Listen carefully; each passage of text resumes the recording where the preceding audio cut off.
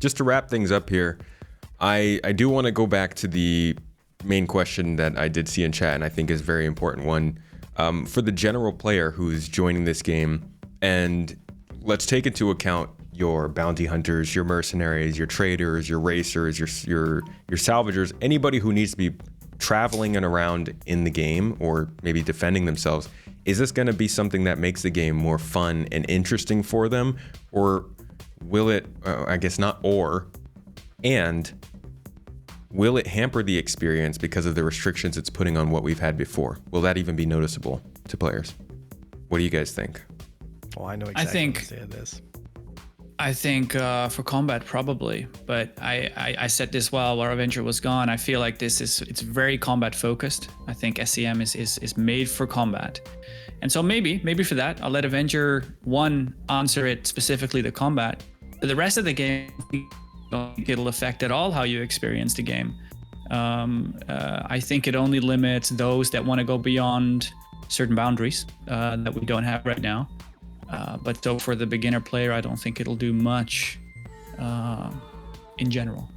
Would you say then that it compacts the I don't want to say the skill ceiling, but the experience ceiling, I guess, for general players, casual players?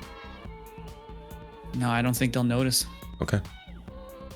Avenger 1? Yeah, I am very, very passionate about this question because I think there is a large amount of confusion, fear, and misunderstanding when it comes to the new system, and people's gut reaction is to say, I will no longer be able to disengage. I am a miner, I am a trader, I am a hauler. I should not, my only option shouldn't be, hire escorts, right? Like, screw you, Avenger. Like, I want to be able to disengage. I want to be able to choose my engagement. Well, guess what? The current system we have is already here for that. You cannot disengage in the current system. In fact, you cannot run away. You cannot disengage. You cannot fight back. You will die to a single Gladius in the largest ship in the game with all your turrets filled. That's the current system we have. So this argument of Avenger, I won't be able to disengage, I won't be able to fight back, and blah, blah, blah. It's already here. It's already here. You can't run away if you're in a Caterpillar. You're done. You can't close distance on a Gladius. You're dead. Your turret, ineffective. If you're in a Hammerhead, a group of light fighters can kill you, which are what it's designed to kill, right? If you're in a Starfare, you cannot escape an Aurora. If you are in anything that's a hauler, you are already dead to some of the simplest, smallest ships in the game.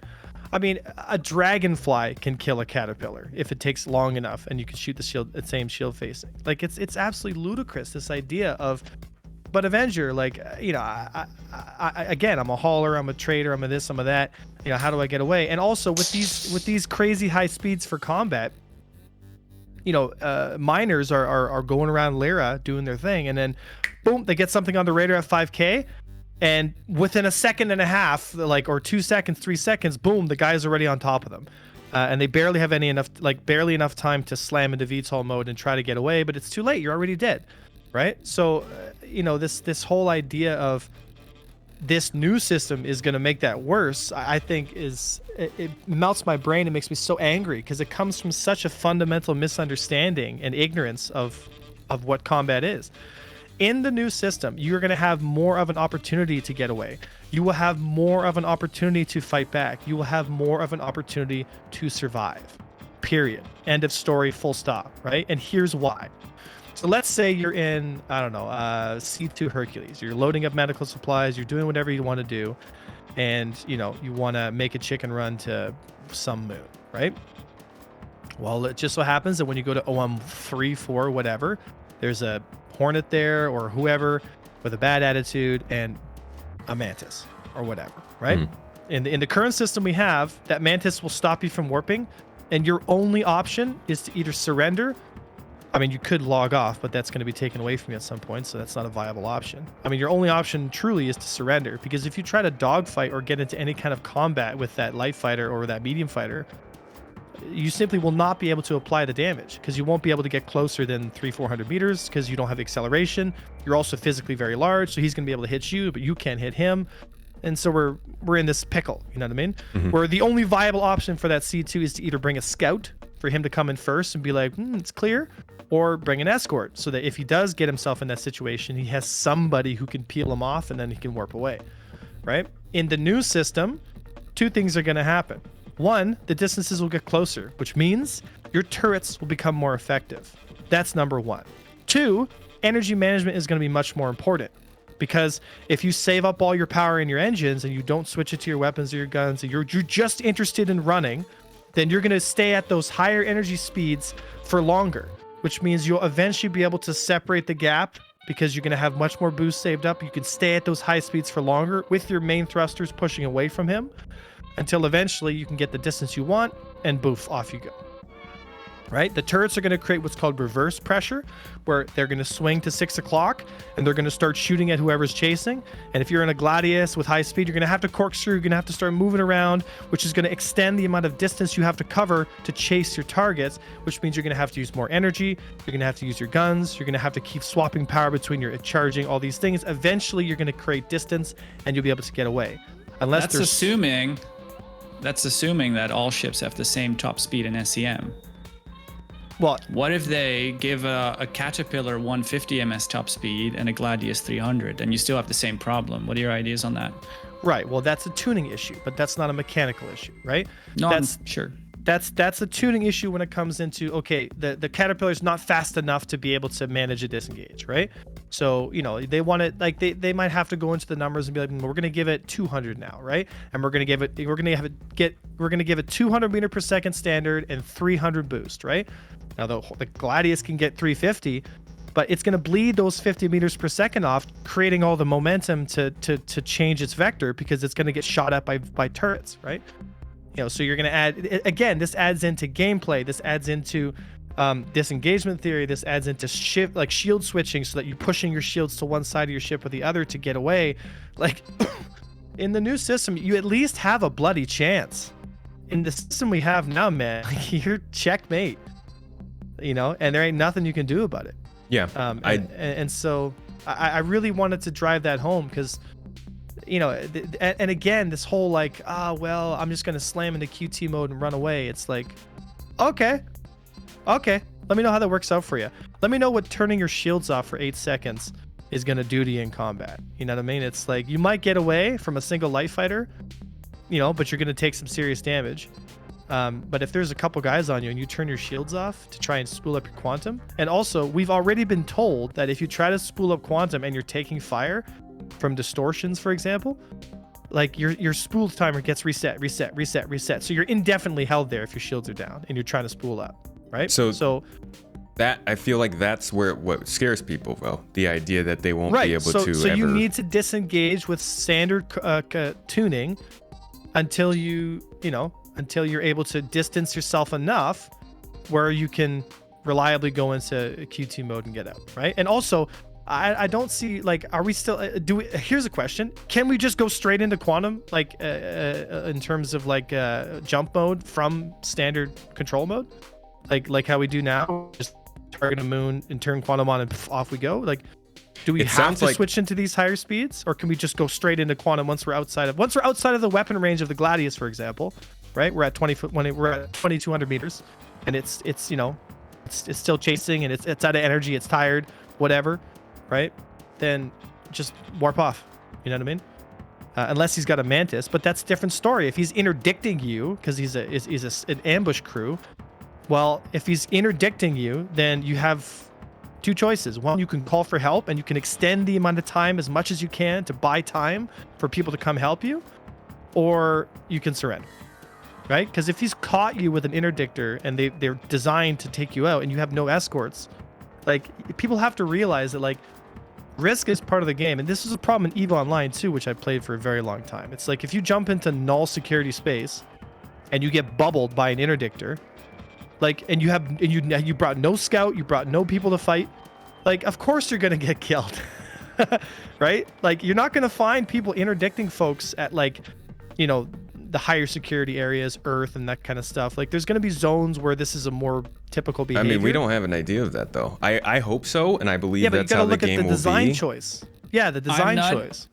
I'm not convinced that SCM will increase the opportunity for heavier ships to get away. I'm not convinced that. But they can't get away anyway. No, I agree with you on that for sure. I'm just saying I'm not convinced that it will give you that opportunity now, simply based on the fact that probably they're going to make heavy ships have a lower top speed, and your capacitor for boost is only that long, and also give some ballistic weapons, and suddenly you don't have to have all your energy into power. So I'm just not convinced it'll do that, but it's going to make them fight back better. Fighting a ship, like fighting a hammerhead or a cutlass, or sorry, not a cutlass, a constellation at lower top speeds is more difficult for fighters, because there's more opportunity for the turrets to reach a targeting solution and apply damage, right? Now, sure. if they tune the weapon velocities so that you have to get within a corresponding velocity to be in danger, now we're in luck, because if you have the maximum weapon range of a fighter pushed to 1,000 instead of 1,400, and you have the maximum range of a turreted ship, like a bigger ship because it has a bigger power core, 1,400, the velocity can stay the same, but the danger for the light fighter could still be there in some senses, right? So here's a question, right? Would you, if you were designing Star Citizen, would you use the SEM top speed as a way of balancing the game? Before you answer, in my mind, I feel like all ships should have the same SEM top speed. Okay, so that's an interesting question. And I've thought this before as well, but we're not solving the main issue here, right? So, first of all, would I implement an SCM top speed? I mean, we've always had a top speed. Whether that top speed is at 1,200 or that top speed is at 500, it makes no difference. The fundamental problem is the same, right? You know, the geometry of that just plays out at higher speeds and at different locations, but the problem is still the same, right? So then the answer is, okay, well, what if we just go all standard? Everyone has 500, and it's only limited by the amount of power that you've saved up, that you can be in these extended states and all that stuff, right? Well, right, that can be an option, right? But the issue is, if you have a world where you have the larger ships indefinitely able to disengage, we're going to have what's called a stale game, where nobody is going to really be able to play, right? And if you lock it to that, you know, only people that can, because the person that's not shooting at all and is just boosting and recharging boost is always going to be the one to dictate range, because they're going to have the most boost, and that's the most precious resource. So you're gonna have to find these interesting ways to tune ships so that, you know, some ships just, you know, that typically want to run more, maybe have less boost because they're going to spend more time in boost trying to run and all that stuff. But again, it doesn't solve the issue, right? Some ships are going to be able to engage others, period, right?